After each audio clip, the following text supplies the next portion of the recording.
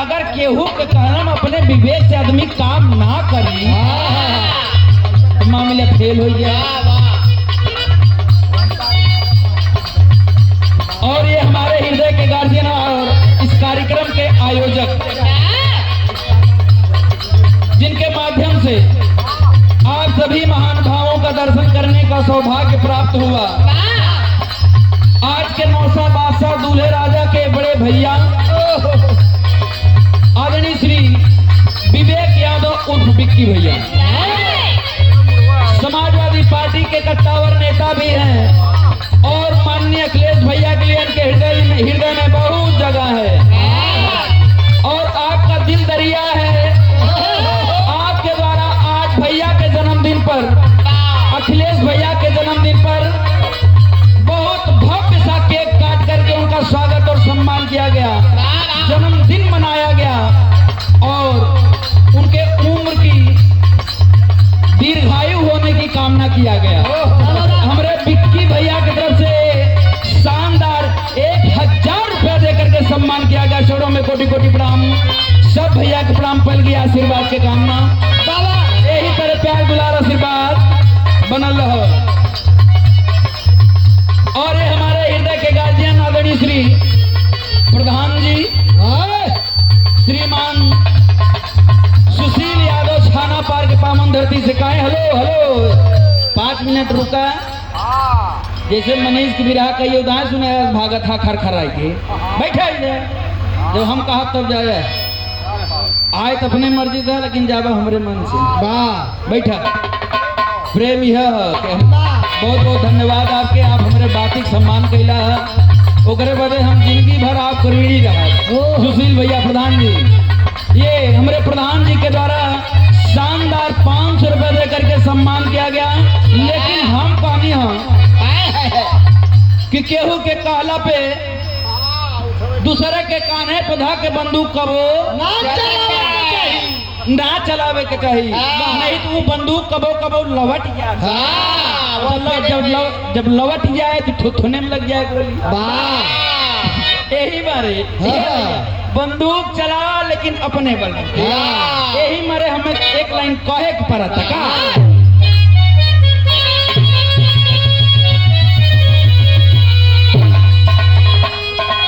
अरे कौनो दिनवा शिकार हो जइबू, अरे कौनो दिन बांध के राजा, अरे कौनो दिनमा शिकार हो जइबू, कौनो दिनमा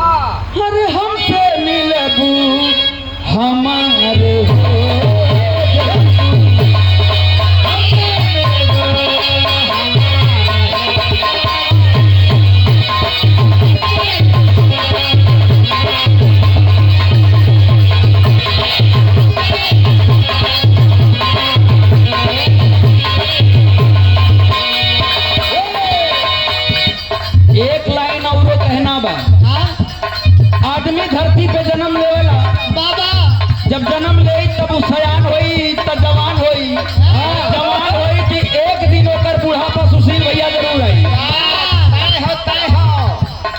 एक दिन होकर बुढ़ापा 100% तय हो जरूर आई। ए लिए 4 दिन के जवानी हो तो जवानी में आदमी के बहे के छोट बड़ बड़ बुजुर्ग के सम्मान कर लेवे के चाहिए। ए लिए एक लाइन औरो कहना बा कि मारी ठोकर सब बेकार है। वाह मारी ठोकर जमाना जब तोहके, मारी ठोकर जमाना जब तोहके, अरे हमरे गरवा, अरे हमरे गरवा के हार हो।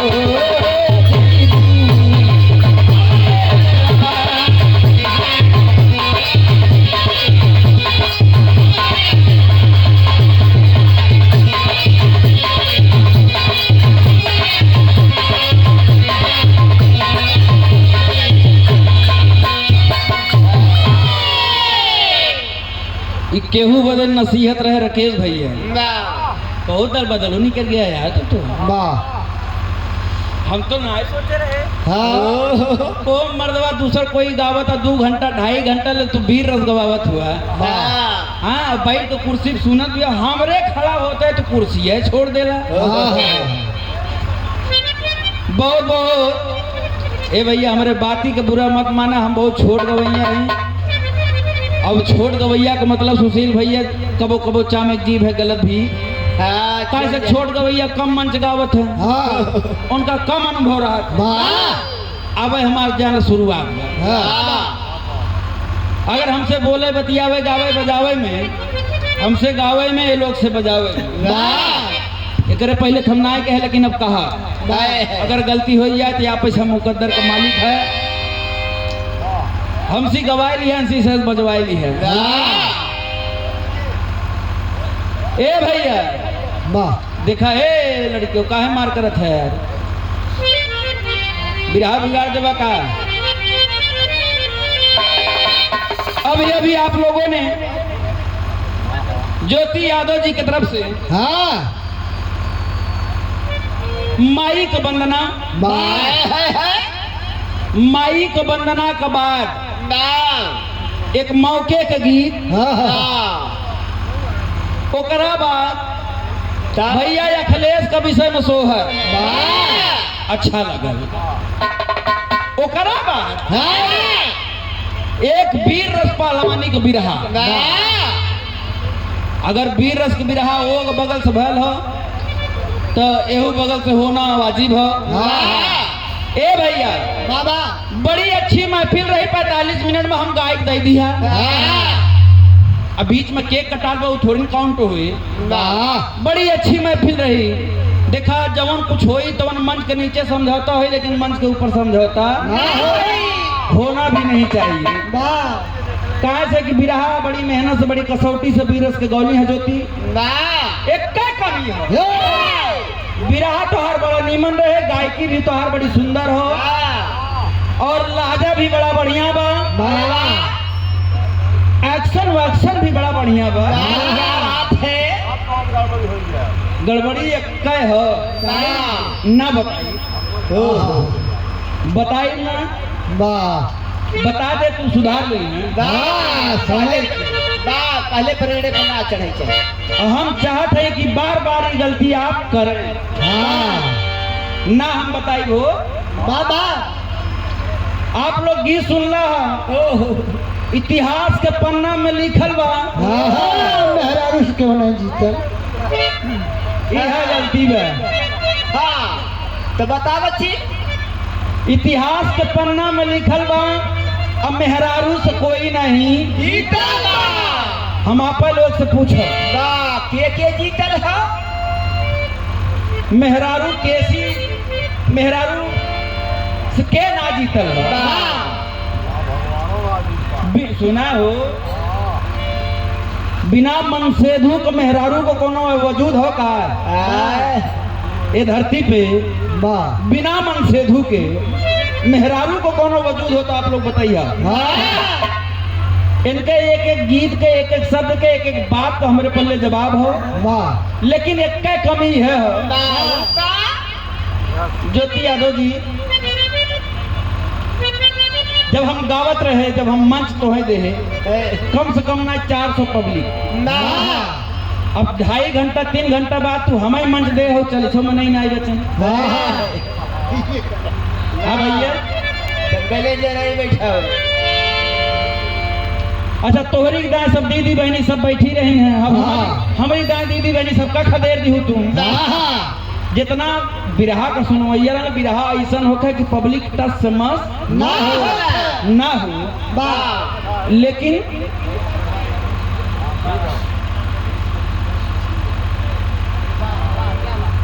हम जेकर जीजा है सब जाना था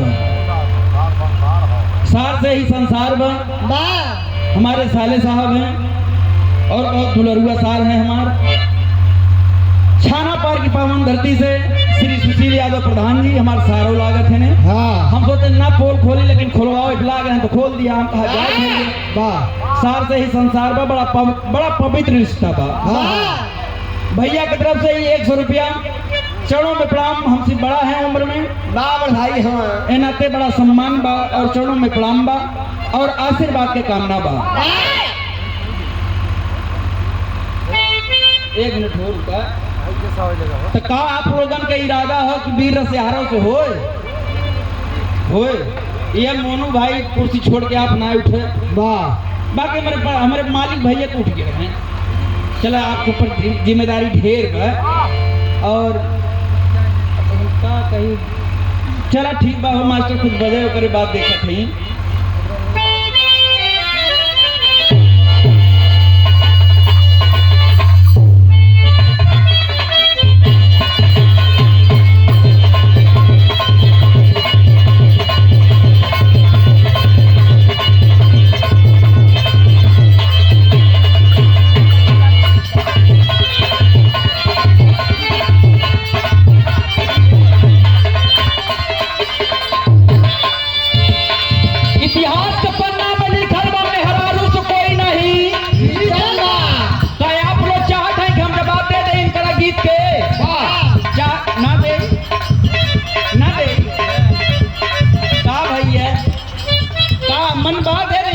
इनका गीत के जवाब तब का चाहता है तब का करी गजब प्राणी है भैया क्यों मन ना हो जवाब न दे जवाब अपने मन वाली गाई भैया अरे चल थोड़ा जब केहू मन ना हो तो सुना हो जवाब सवाल के कोनो मतलबे नहीं है और वैसे जवाब बड़ा बढ़िया हम तैयार कैले रहनी है चलो ठीक खैर कोनो बात ना हो बड़े मास्टर अपने हिसाब से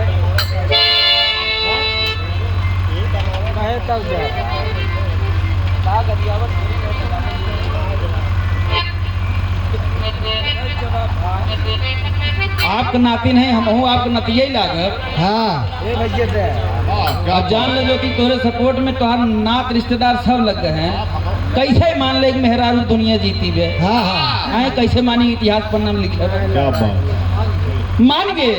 मान गए इतिहास के पन्ना में लिखा भाई सच्चाई बा और आपके बचाव में ये शानदार 200 रुपया पनहरा के धरती से जहाँ तक हम जानते हो तो हर मामा ही लागत हुई है यही बने सोचते हैं हमारे नतीन है मामा हुई है नहीं नाना हुई है चलो ठीक बा हमारे तरफ से बहुत सम्मान बा चलो देखा घूस पाए के बाद बड़ा बड़ा अधिकारी बदल जाए हम तो गवैया है बजे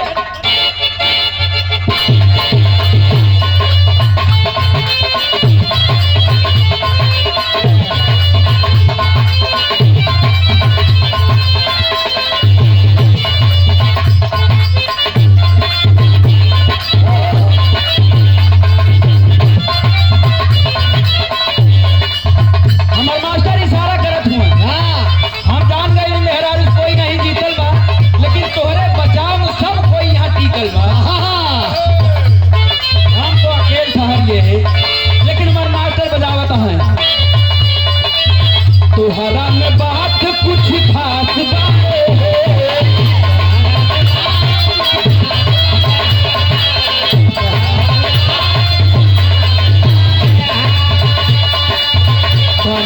ब्यूटी खटास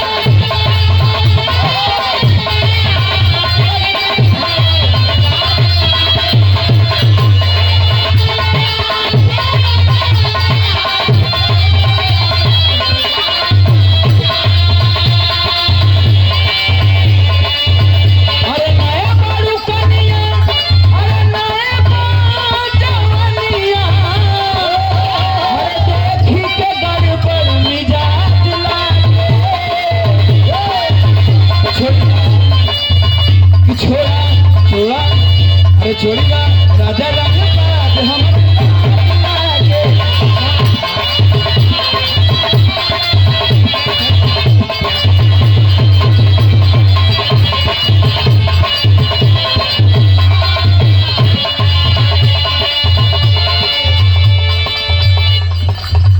छोड़ी दा राजा रंगबाज हमारा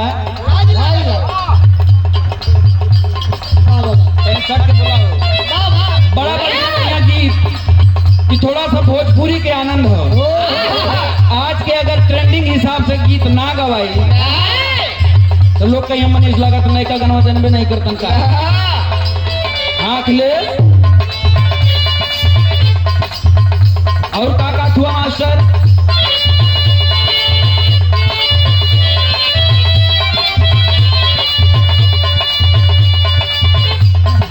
सटल सटल तलवार पहन के मारा तारू जान।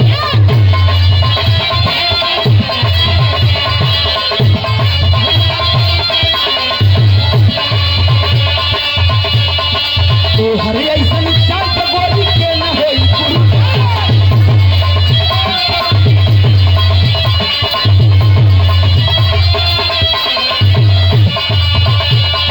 सटल सटल तलवार पहन के मारा तारू जान। तो हरे ऐसन चाल पे गोली के न होई ईमान के चला ई जान के चला। अरे ईमान के चला ई जान के चला कहियो लूटा जाई थाती कहियो लूटा जाई थाती उन्हरी के भी माटी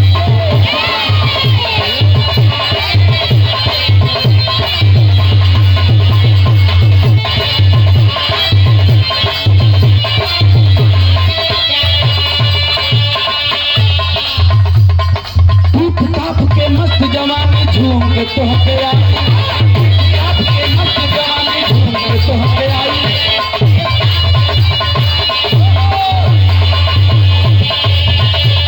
अरे हाँ भाव से लागे लूकी बारू बहुत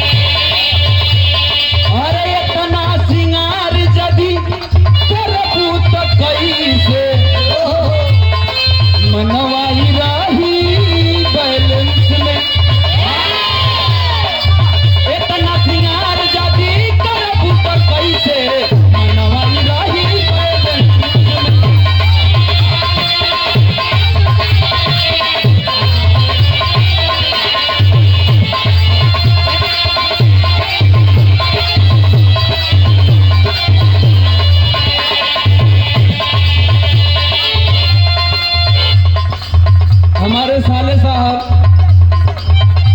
अरे जो सार बात सारे भैया कहाँ से कैसे बदल जाए।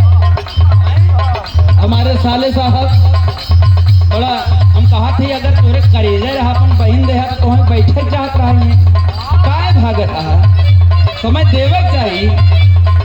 अरे इतना सिंगार जबी करबू तो कैसे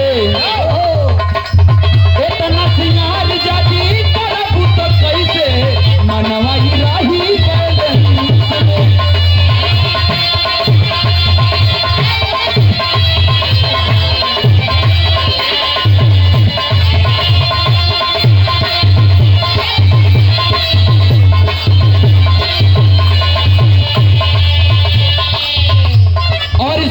समझते हुए हमारे हृदय के गार्जियन और आज के मलिकार महोदय आदरणीय हमारे बड़े भैया श्री बिक्की यादव जी, आज के नौसा बादशाह दूल्हे राजा के बड़े भैया, आपके द्वारा ये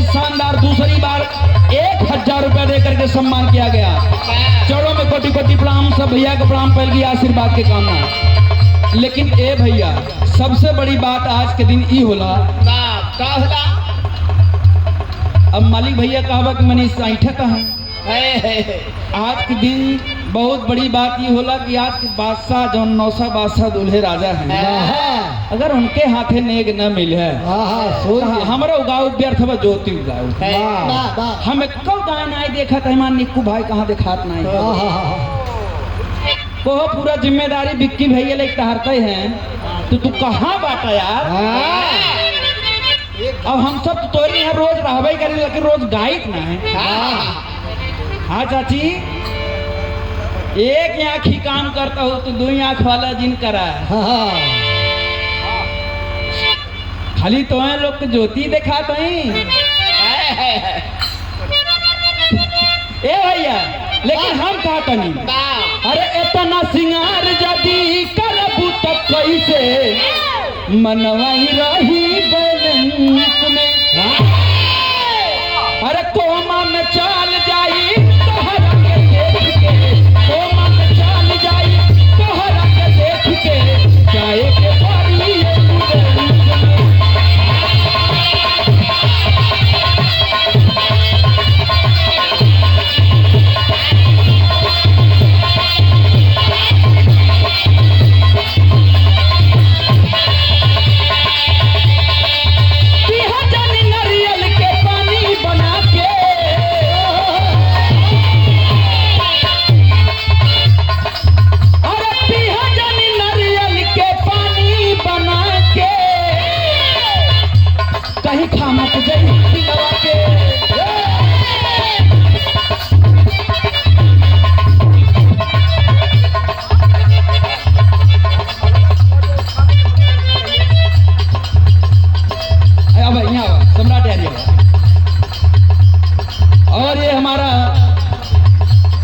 सबसे प्रिय भतीजा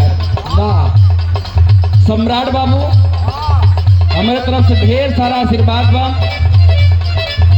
अपने माता पिता अपने कुल खानदान के प्रधान बाबू का नाम रोशन करा। चला कौन क्लास में सुना सुना तो भाई अभी काम करे बेटा बाकी सब अच्छा है बाबू तनी से खाए पिए ध्यान दा घरे दूध दही चाप के खा। हाँ अहिरेक बेटवा है यार। हाँ लीटर दूध पिया यह तो ना कि दूसरे घरे जन्म ले तो है मोल दूध खरीदे दबाए के खा माला पहिरावत है तोरे जान लो दोनों हाथ बगल गिर जाए तब हमें चिंता हो बेटा ना दूध हो हमारे पास मिला हम रोज ही बेचेंगे कुंटल। और हमारा सबसे प्रिय भतीजा सम्राट बाबू और हमारे बड़का भैया हमारे गार्जियन हमारे राकेश भैया के आप सुपुत्र हूँ आपके द्वारा एक सुंदर पुष्पहार और साथ में 500 रुपए देकर के हौसला अफजाई किया गया। हमारी तरफ से ढेर सारा आशीर्वाद बा। खूब पढ़ा लिखा खूब आगे बढ़ा दूध पिया न दूध है एनर्जी हो बोनवीटा पिया जा जा मोबाइल और बहुत धन्यवाद। कोमा में चल जाई तोहरा के देख के जाए के परी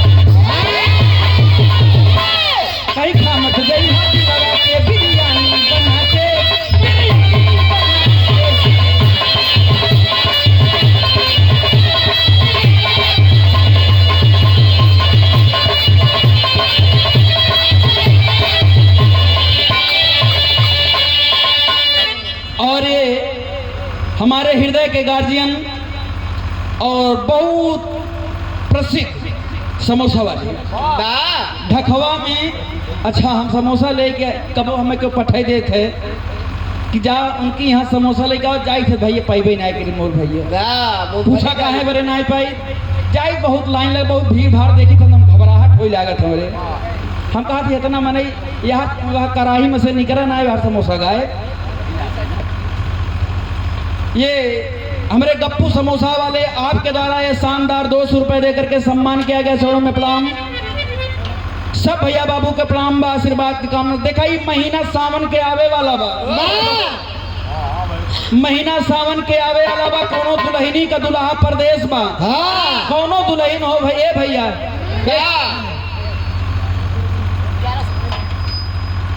बार मुर भैया हम चाहता नहीं कि आप एक बार मंच पे आ जाए, नीचे नीचे काम हो जाए ना चले। हमारे हृदय के गार्जियन हमारे मलिकार महोदय और हमारे बहुत बड़े शुभचिंतक आपके हृदय में हमारे लिए कितना जगह वो भगवान भी नहीं जानते। और ये सच्चाई है कि एक बड़ा भाई की जो जिम्मेदारी हुआ करती है और बड़ा भाई होने का कर्तव्य आप हर कदम पे हमारे साथ खड़े होते हैं और हौसला दिया करते हैं। और हम चाहेंगे कि अपने बड़का भैया के हम मंच पे बुला के स्वागत कर दें। और ऐसी बड़ा हमारे पास कोनो धन ना है, बस हम घूम घूम खुद ही मांगत ही। आपके द्वारा ऑनलाइन पेमेंट किया गया, क्योंकि जमाना ऑनलाइन भैया हमसे पहले बताया नहीं कर बिजनेस लंबा चौड़ा वाला पैसा का लेन देन ज्यादा रहा था। अब भैया बंद हो गया तो भैया के द्वारा शानदार 1100 रुपए देकर के सम्मानित किया गया। चरणों में प्रणाम।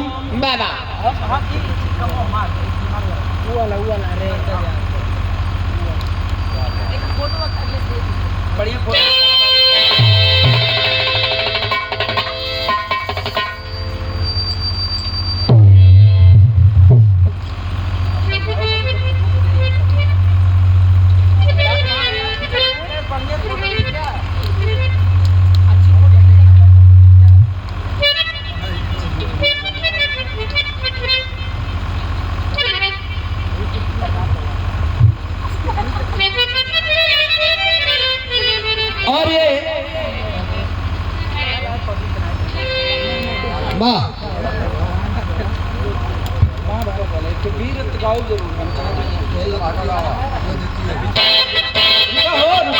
काम ए भैया ओ बगल से आप सब वीर रस सुना यार, वीर रस हो लेकिन महफिल देखते हैं। बड़ी अच्छी महफिल बा और मेरे भैया के द्वारा सम्मान किया गया। और हमारे हृदय के गार्जियन हम बहुत बहुत धन्यवाद देवल चाहते हैं अपने राम कुमार बाबू जी नेताजी के, कि आपके अगर हम आपके यहाँ आए नहीं होते तो ये हमारे राम जैसन बड़का भैया हमका कहाँ मिलते। और मैं चाहूंगा कि हमारे आज कार्यक्रम के आयोजक हमारे विक्की भैया, जिनका बहुत बहुत प्यार आशीर्वाद है, बहुत दुलार है। आपके हृदय में जितना जगह है कोई आंक नहीं सकता। हम चाहते हैं कि आप विक्की भैया नीचे नीचे वाला काम नहीं ठीक हो। हम चाहते हैं कि आप एक बेरी मंच पे आए, हमारे बेरी तो सब गायब हो, खाली आप पे दिखा दूंगा। और मैं अपने आप को बहुत बड़ा भाग्यशाली समझूंगा कि आप अगर मैं आपका स्वागत करूंगा। हम चाहते हैं कि आप मंच पे आए, उसके बाद हम कुछ बढ़िया चीज सुना दें जैसा लोगन के इच्छा रही। हमारे माता बहन लोग भी बैठल बाड़ी तो गीत ऐसा होखे जवन लगे कि हाँ कुछ होता बजे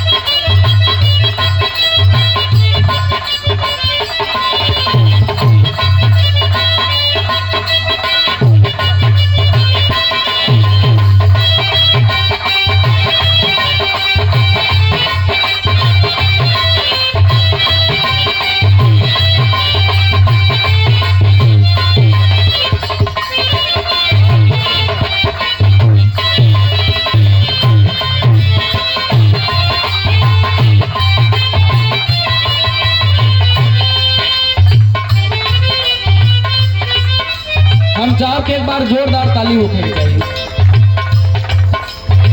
हमारे बड़े भैया हैं और बड़ी बहुत अथक प्रयास किए हैं। आज से करीब एक हफ्ता से इनकर मेहनत हम देखा थे। हम तो यही जो बाड़ी जब से बियाह नजदीकान हो जे दिन से बियाह धरा लो वही दिन से हमें जब आनी और बियाह का डेट रखाई सबसे पहला न्योता हमें दोनों जने के मिला कि दोनों जने का 28 तारीख के रहे के बाद तो मान लो 28 तारीख वाला तो ना में भी रहा है 1 तारीख वाले में भी रहा। हमारे विक्की भैया के आशीर्वाद और ये शानदार पुनः 1000 रुपया देकर के सम्मानित किया गया। छोड़ो मतलब सब भैया को प्रणाम करिए। मालिक हनुमान जी महाराज आपके इतना शक्ति दे रहा है, हर कार्य से आप निपुण होता रहा, कबो कोनो बाधा जीवन में ना आवे। प्यार दुलार बड़ बुजुर्गन के माता पिता के आशीर्वाद ऐसे लगत रहा है। और अब हम तो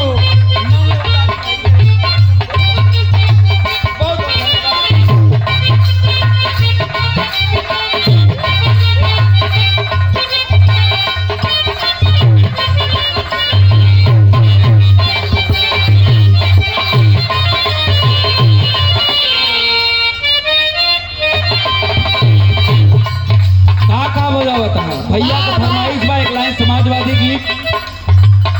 हम सोचा था नहीं कि कुछ ठीक बजाता है।